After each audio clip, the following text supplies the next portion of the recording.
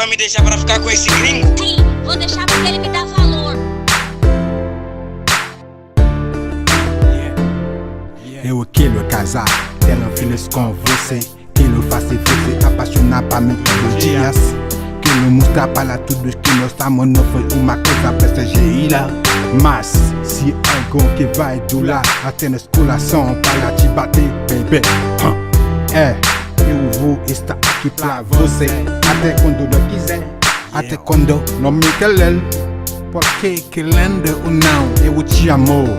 Eu talvez seja até mais que amor. Pra que ter mon capté pour nous diviser. Yo ta remè pour l'amour nous fait tirer. Cause yo pas qu'à notre place, yo ta remè notre place. Nous c'est ça que y'a pas de combinaison pour séparer nous. Baby, ou qu'on se rouvle, à vous c'est mon bléré. Bon, là c'est ça qu'a fait mon n'a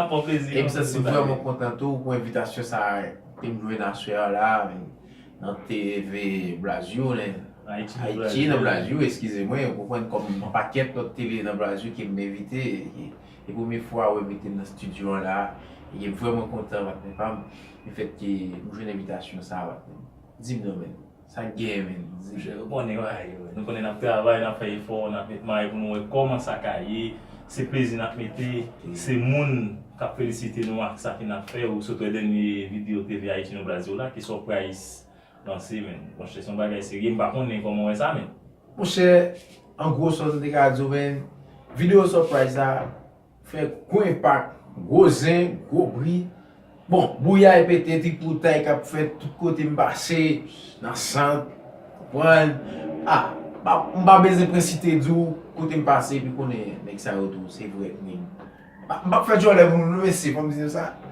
nous mobile même semble me décaler ville tout oui mais l'aime vinn beaucoup de nous moi plus pour ville vous comprenez mais seulement zin tripotaille ça qu'a pété dans ville là moi même ça va qui vraiment choqué vous comprenez le fait que comment petite musique il y a un mot aussi mon cher nèg parler vraiment pour brésilien et pas pour filles en général non nèg parler vraiment brésilien et Mario Love et avec Nego Flow, voilà, ça ou même encore son comme co-producteur on est dans le clip là, moi j'aime ça vraiment a fait gros impact dans la ville là et que moi même bon côté zen et là m'da aimé mais je suis à côté zen et puis m'ta aimé rencontrer avec Negyo on est développer Haïti au Brésil n'est pas impossible parce que nous-mêmes avec Surprise Nanovi, nous connecter, pas seulement Surprise Nanovi, nous connecter avec tout groupe haïtien qui font bagaille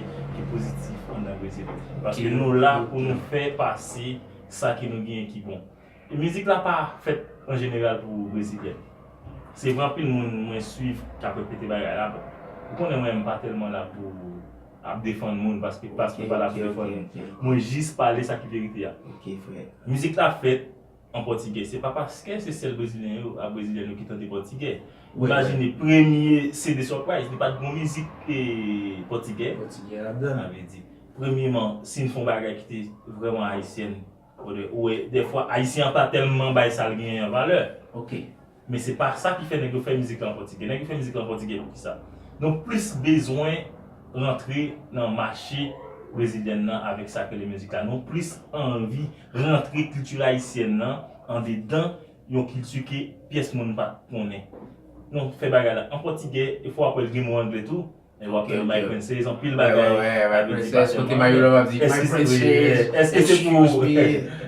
que c'est pour américain nous tout avait dit. Quel que soit côté femme dans le monde, il représente les femmes, quel que soit c'est brésilienne, c'est américaine, c'est anglaise, quel que soit monde c'est femme. Le chanteur dit et moi c'est qui c'est pas la du mulher, mano ou parler de toute femme parce que doit prendre sous apprendre dans ça que l'histoire montre là, pas nous femme dans chaque sac à fait qui pour retirer le monde côté de Amen. OK. Allez-y. Son belle musique. Moi pour qui ça. Son belle musique. Et me ka tout ça, en dedans clip nèg yo, mon cher, pas connait.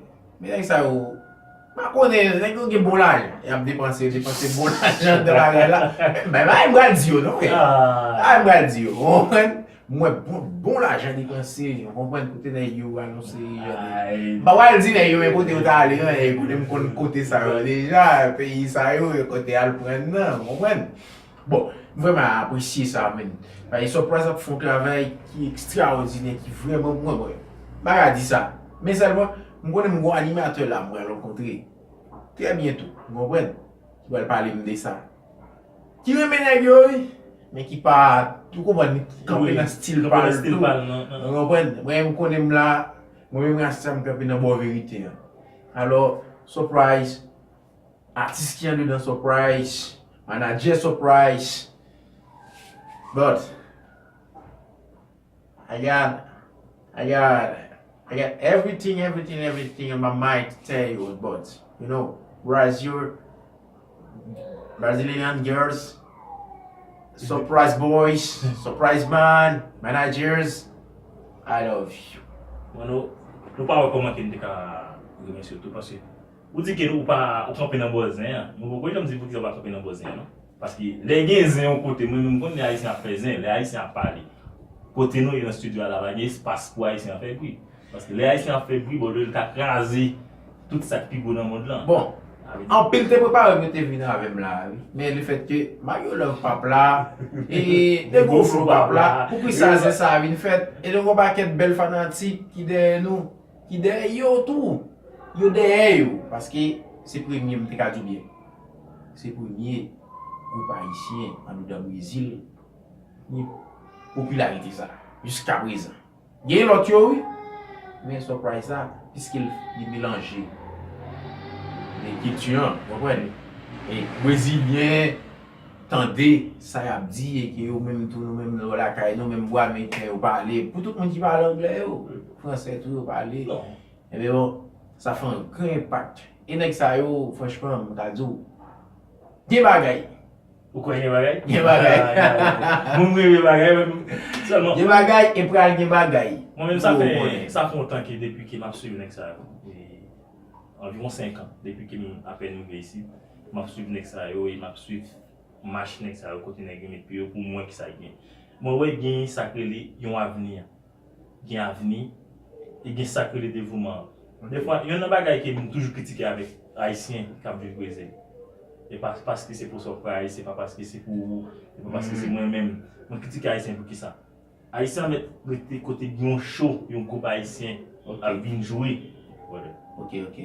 Non, même si c'est gratis, bon. Nous comprenons ça. Petit problème ça, vraiment. Yo plutôt rete à chercher notre bagage yo fait au lieu que yo vinn applaudir yon bagage que yo vinn la caillou. Ça fait plaisir yo dit à regarder moi tout haïtien a tirer pied, a jouer, a parler en pile, a dit ouais, des surprises. Ça, c'est groupe qui représente notre côté. Surprise. Tout ça c'est raciste yo. Raciste, on sait le bagage qui remarqué en dedans vidéo et ça attire attention en pile, même gens qui ouais Clef Jean Eiffel et que nous gagne l'autre artiste encore de rouleau ouais qui va le faire là encore qui pour le faire et que moi en dans surprise un artiste qui fait qui les Mario Love et côté d'après quel que soit côté couleur ouais côté couleur d'après dans toute colonne il pas seulement côté là mais il montrer que le côté Jean côté de dehors pas qu'on est comme ça dedans mais il montrer que il flottait quand même bon ça a vraiment impressionné vous voyez et bon travail vous voyez et puis moi j'aime pas rien reprocher dans clip yo vous voyez et comme bientôt voilà, on l'autre encore. Bientôt là, et puis il y a une vidéo à gagner pour venir. Une vidéo et puis on filme.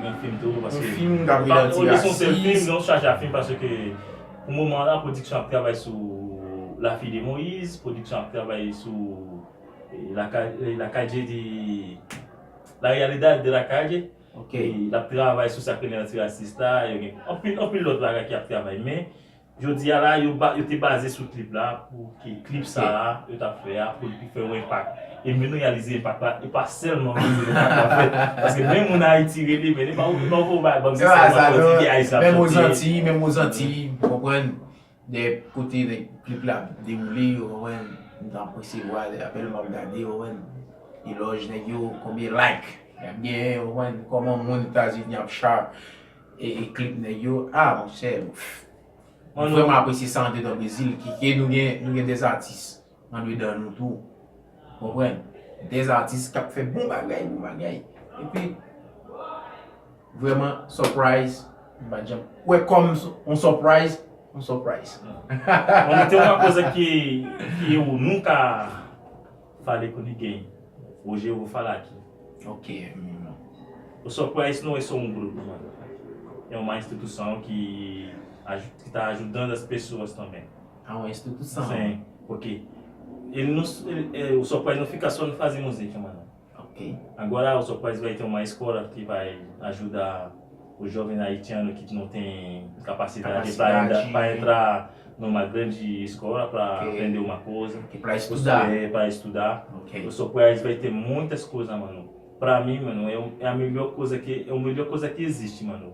Porque quando o Mario me ligou, Max, eu preciso falar com você, mano. Eu falei, o que você quer, mano? Falei, mano, você tem que dar um tempo pra mim, porque hoje eu vou visitar uma escola pra ver como as coisas vão, entrar, mano. Quando eu cheguei, mano, ele já tinha tudo, mano. Eu não sei o que falar, mano. Mano, eu fiquei sem palavra, mano, porque se você não tem como... mano, um grupo haitiano que tem esse coração, mano, porque não é tão fácil de encontrar um grupo de haitiano aqui no Brasil que vai ajudar, porque todo mundo tá com problema, tá cheio de problema, mas eles esquecem os problemas deles, mano, para pensar nos outros, né? Isso me ajuda muito para viver mais com eles, para ter mais convivência com eles, mano. E hoje, mano, esse clipe, mano, que eu falei, mano... Aquele clipe... mano, é o melhor clipe haitiano que já realizou no Brasil, mano. E o pior, não é uma produção estrangeira, mano, que fez isso. É uma produção haitiana. Haitiano e brasileiro. Porque haitiano e brasileiro. No começo eu vi... quando eu falei, pra fazer gravação, entendeu? Pra fazer a gravação tudo, mano. Eu ia estar com produção, mano. Ia estar com produção, mano. Um grande toque pra eles, mano. Esses caras lá, mano, é demais, mano. Mano, eu sei. Né? Mas você falou que você quer encontrar com eles. Mas eu vou marcar. Encontrar com os artistas, faz um jeito de marcar com eles pra mim, entendeu? Eu vou fazer isso. Porque a gente vai ver esses caras, mano, não tem nenhum lugar pra entrar, mano. Tem que olhar pra conversar com eles. Pra mim, mano, até pra mim é difícil agora. Porque antes que o clipe saiu, mano, oxe, esses caras tava tocando em todos os lugares do Brasil, mano. E agora, acho que... Eu vi um lugar, eles foi lá, não é no Brasil. Parece... Já fui lá, não sei se não, Panamá ou não. Paraná sim. Paraná. Não, Panamá sim. Eu já fui lá, mano. Eu vi Já foi lá. Eu vi lá um lugar que eu já saí, já fui visitar, entendeu? No Panamá, eu vi, a gente... Esses caras, mano, quando eu falei América do Sul e América Central, eles faziam tudo, mano, porque às vezes eles foram na República Dominicana pra tocar, na Colômbia, na Venezuela, Argentina, porque achei que ele tem um show, não sei se vai ser nesse mês, o mês de agosto, lá no Uruguai, não sei se tá tudo certo, mas acho que vai ter. Mas aqui em São Paulo também, mês de julho vai ser um mês de música, de julho até agosto, mano. Acho que tem um Isolan também que já tá ganhando produção, vai fazer, não sei. Acho que vai... Só que a ideia já tá tudo, acho que tá tudo pronto, mas entendi. Só falta de assinar com Isolan pra esse dia vai ser o dia de Isolan. Ok. Bom, mano. Respect for you, my love. Respect for you, Negro Flow, Will Black, Tatiana Tuta, and Son. Respect for all on the team. Goodbye. No Power Comando que tem que agradecer todo mundo. Parabéns a você, Astar. Valeu. Obrigado.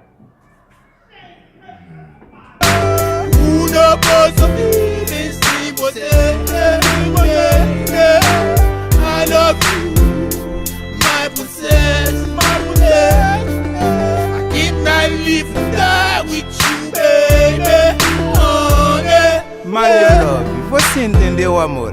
Minha querida, você é uma mulher muito bonita. Não deixa ninguém te bater, porque você não merece. Minha princesa, tem uma uma pessoa que te admira muito, que te quer muito. Você entendeu, amor? Minha princesa, você é minha vida, minha querida. Me escuta, eu sou uma pessoa que te dá muito valor. Minha gatinha, por favor, me ajuda. I love you, baby. Eu te amo. Jamais vou te esquecer. Você é mulher minha vida. Eu te amo. Eu amo você, minha princesa.